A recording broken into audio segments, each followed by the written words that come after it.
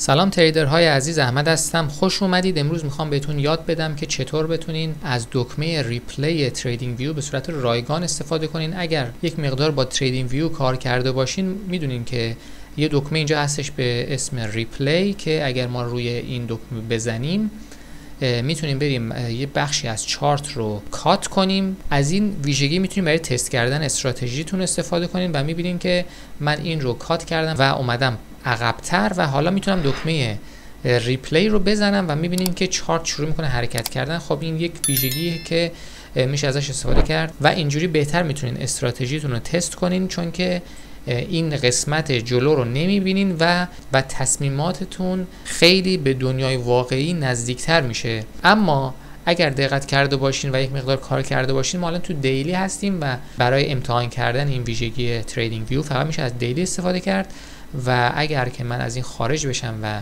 بیام مثلا توی 5 دقیقه مثلا بخوام تست کنم، اگر دوباره دکمه ریپلی رو بزنیم اینجا بخوایم کات کنیم میگه که این برای پلن رایگان تریدینگ ویو نمیتونین از این ویژگی استفاده کنین و حتما باید یک پلنی رو خریداری کنین. مطمئنم که خیلی از شما این امکان براتون وجود نداره که بخواین از این ویژگی تریدینگ ویو که خیلی ویژگی خیلی مهمی هست و تریدرها حتما باید از این تول استفاده کنن تا استراتژیشون رو تست کنن. مطمئنم که شما مثل خود من این امکان رو ندارین که خریداری کنین. حالا میخوام بهتون یاد بدم که چطور میتونین از این ویژگی به صورت رایگان استفاده کنین. برای این کار باید به سایت گو چارتینگ برین. من لینک این سایت رو براتون توی دیسکریپشن میذارم یا میتونین توی اینترنت سرچ کنین گو چارتینگ و میشه گفت اولین لینک سایت هستش. وقتی وارد گو چارتینگ میشین این صفحه رو مشاهده میکنین که باید لاگین بشین. رو دکمه لاگین میزنین. حالا به هر صورت میخواین لاگین میکنین، مثلا با گوگل میتونین لاگین کنین. خب وقتی لاگین رو انجام دادیم توی نوبار ما یه قسمت پروداکتس داریم که اگر روی این گزینه بزنیم گزینه چارتس میاد که روی این گزینه ما کلیک میکنیم و یک صفحه رو به ما نشون میده که خیلی شبیه خود تریدینگ ویو هست و ابزارهای تریدینگ ویو رو همه رو داره. چون رایگان هستش اینجا ممکنه که تبلیغات بذاره، ما زبدر میذاریم تبلیغات رو میبندیم و حالا باید بریم چارت مورد نظرمون رو پیدا کنیم. حالا من اینجا مثلا میخوام بنویسم یورو یو اس دی. حالا شما هر چیزی که بخواید میتونید همینجا سرچ کنین.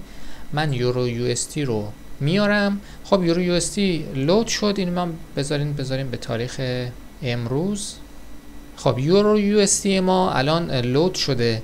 قبل از این که من بخوام این قسمت ریپلی رو به شما یاد بدم، یه سری امکانات اینجا هستش که ممکنه یک مقدار با تریدینگ ویو فرق کنه و اونم اینه که این توی قسمت تولز شما میتونین برین به همه ابزاراتون رو بیارین. مثلا من میخوام پوزیشن ها رو برای شما نمایش بدم، مثلا چند تا آیتم نیاز دارم، مثلا اینجا سرچ کنم شورت پوزیشن، اینجا میاد یه قلب رو بزنم، اینجا دیگه شورت پوزیشن من نمایش داده میشه. یعنی هر کدوم میخواین از ابزارها میتونین اینجا لایک کنین و این قسمت نمایش داده بشه.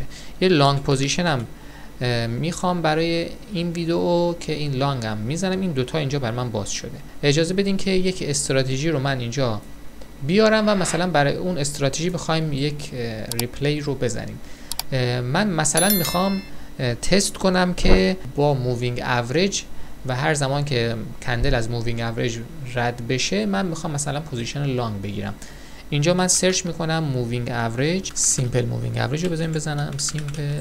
سیمپل مووینگ اوریج اومد. خب الان یه مووینگ اوریج اینجا برای من اضافه کرده که این رو اگر این پایین رو بزنم اینجا سیمپل مووینگ اوریج رو میبینین. بریم تو ستینگش، مثلا اینو میخوام بیارمش مووینگ اوریج 20 و اپلای رو بزنم. میبینین که مووینگ اوریج اومده اینجا روش نشسته مووینگ اوریج 20 و حالا ما میخوایم یه ریپلی رو بزنیم ببینیم چه اتفاقی میفته. من مثلا میخوام بیام به گذشته چارت، اینجا دکمه ریپلی رو میزنم. حالا میبینین که من الان توی 30 دقیقه هستم. توی تریدینگ ویو به ما اجازه نمیداد غیر از دیلی ما بخوایم تست کنیم، اما این بهمون امکان رو میده. این سایت که ما حتی میتونیم حتی 1 دقیقه و 5 دقیقه همین ها باز هستش، ما میتونیم یکی رو انتخاب کنیم. حالا من برای سادگی 30 دقیقه رو امتحان میکنم و مثلا اینجا رو یه دابل کلیک که بکنم کات میکنه. اینجا هم دکمه پلی هست. من اینجا الان استراتژیم اینه که هر زمان که کندل بیاد بالای این مووینگ اوریج 20 ببنده مثلا من وارد پوزیشن لانگ بشم. من دارم این استراتژی رو تایید نمی‌کنم، فقط می‌خوام بهتون یاد بدم که چطور از این ابزار استفاده کنید. وقتی که اینجا دکمه پلی رو میزنیم شروع میکنه به پلی کردن. حالا اینجا میتونیم سرعت رو کم و زیاد کنیم، هرچی بالاتر بیاریم سرعتش کندتر میشه. همین بالام نوشته میگه که حدوداً 6.7 ثانیه زمان میبره که هر کندل ایجاد بشه. بنابراین اگه میخواین سریعتر اتفاق بیفته میتونیم این بالا بیاریم، اینو بیاریم به سمت پایین که سریعتر حرکت کنه. خب میبینیم که حالا اومد کندل این بالا. من اینو استاپ زدم که بخوام پوزیشنم باز کنم. برای مثال ما میخوایم پوزیشن لانگ بگیریم. حالا مثلا ما اینجا لانگ میگرفتیم، استاپ لاسمون رو میذاریم این پایین و مثلا تیک پروفیت رو اینجا میذاریم، بریم پلی کنیم ببینیم چه اتفاقی میفته. خب میبینیم که کندل اگر ما وارد پوزیشن میشدیم اینجا تیک پروفیت ما زده میشد و ما وارد و ما سود میکردیم. اگر هم بخوایم توی تایم فریم های مختلف چک کنیم این امکان وجود داره. مثلا میتونیم بریم توی 4 ساعته، میبینیم که توی 4 ساعته موقعیت ما به این صورت بوده.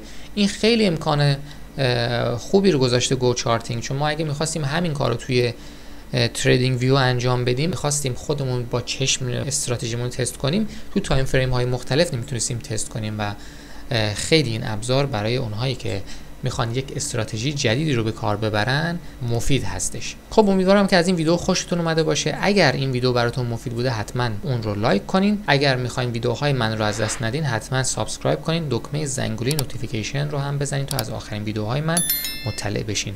تا ویدیوی دیگر، بدرود.